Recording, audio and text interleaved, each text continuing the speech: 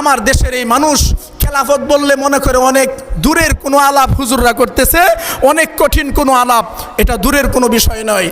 আজকে থেকে 100 বছর আগে যান, 100 বছর আগে 1924 সাল পর্যন্ত এই পৃথিবীতে খেলাফত ব্যবস্থা জারি ছিল।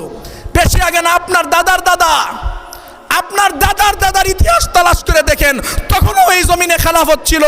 এটা আমরা জানি না, আমাদের দায়িত্ব ছিল এটা জানা, আমরা এটা তালাশ করি না, দায়িত্ব ছিল এটা আমাদের তালাশ করা।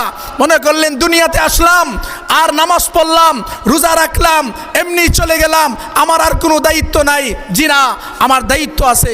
আল্লাহর দিন যেখানে বুলন্ডিত হচ্ছে, দিনের পতাকা যেখানে বুলন্ডিত হচ্ছে, নবীরা হাতে অস্ত্র নিয়েছেন, সংগ্রাম করেছেন, আন্দোলন করেছেন, রাজনীতি করেছেন ইসলামের জন্য, কোরআনের জন্য।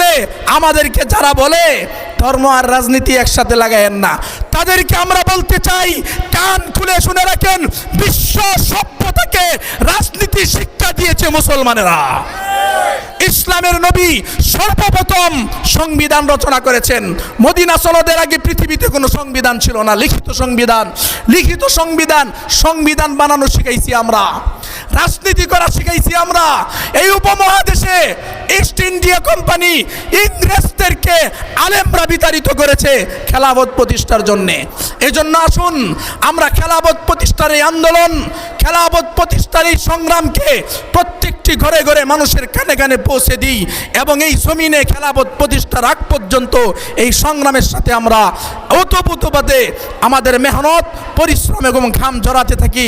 আল্লাহ তাআলার কাছে এই দোয়া করব, ওগো আল্লাহ, হয়তো খেলাফত নয়তো শাহাদাত, এই দুইটাই আমাদের তামান্না। এর উপরে আমরা বাঁচতে চাই, এর উপরে আমরা মরতে চাই। ওমা আলাইনা ইল্লাল বালাগ।